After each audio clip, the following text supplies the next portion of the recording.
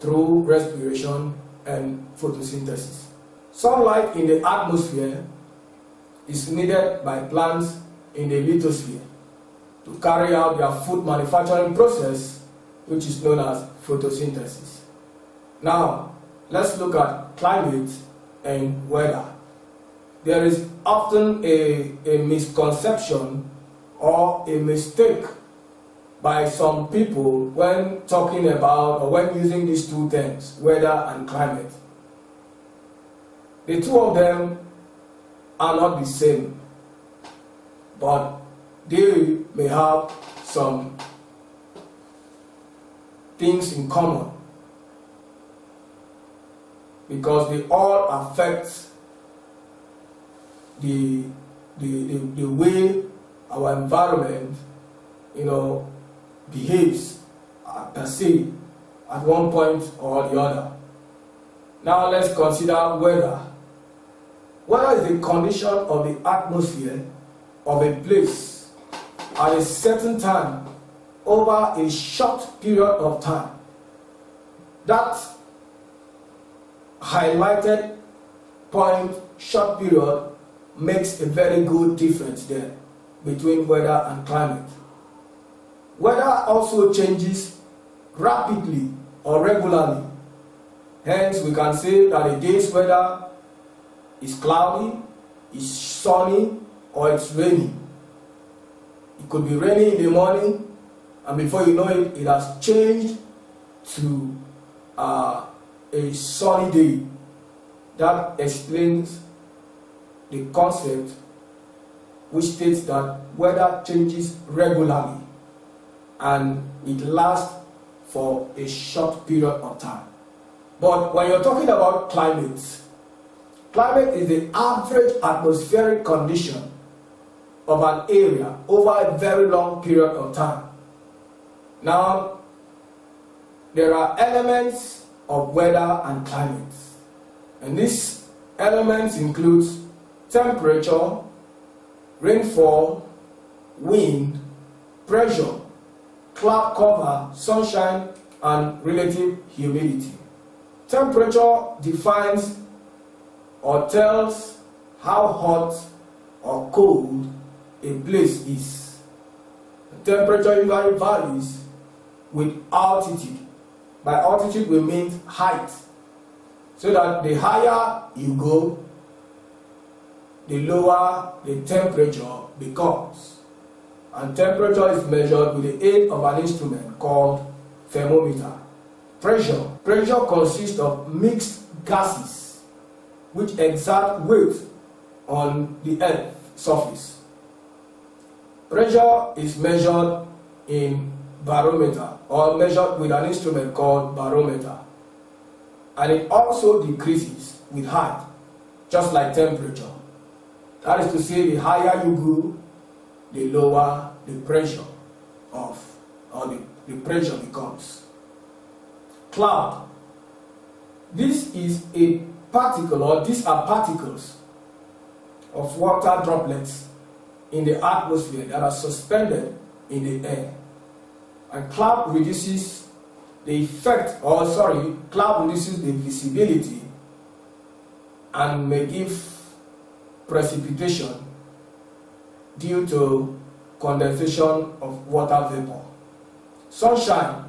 The amount of sunshine of a place depends on the latitude of the place.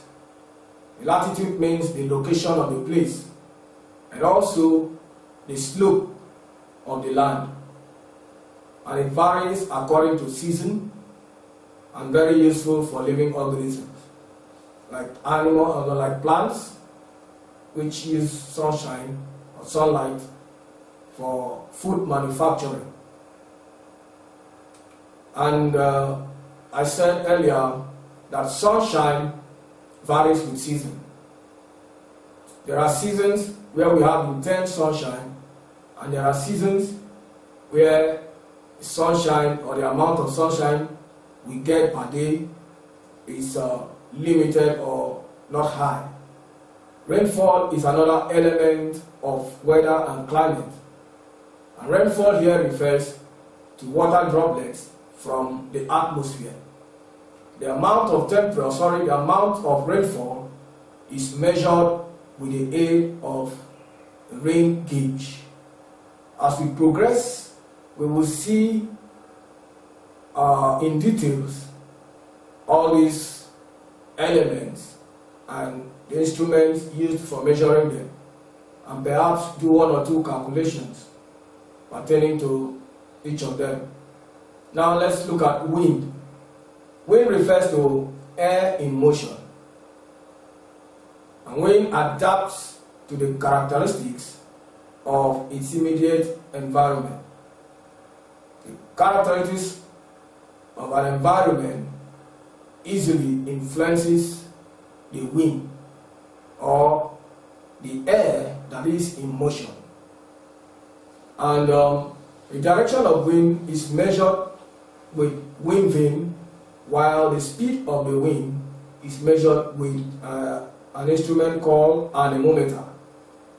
Humidity here refers to the measure of dampness of the atmosphere.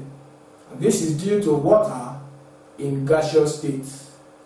It is the amount, or it is measured with an instrument called hygrometer.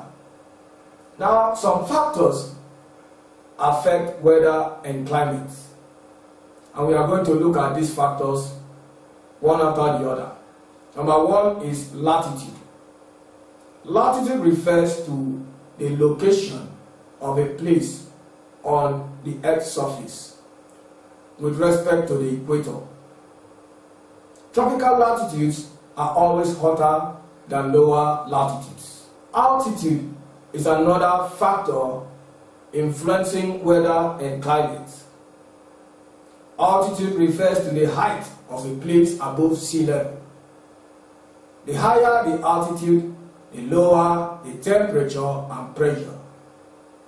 Temperature decreases by 6.5 degrees Celsius for every 1,000 meter increase in height, and this is known as normal lapse rate.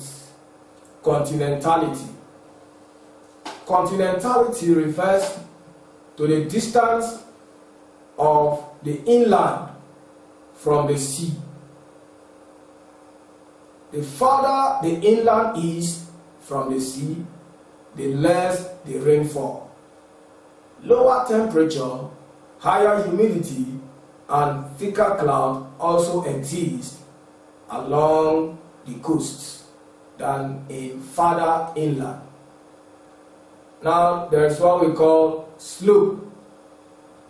Slope also affects or influences weather and climate. Where we have steep slopes, there is high tendency that there will be an experience of a more rapid changes or of a more rapid change in temperature than in areas where we have gentle slopes. So that means the steeper the slopes, the rapid change in temperature we will experience. Natural vegetation and soil is another factor.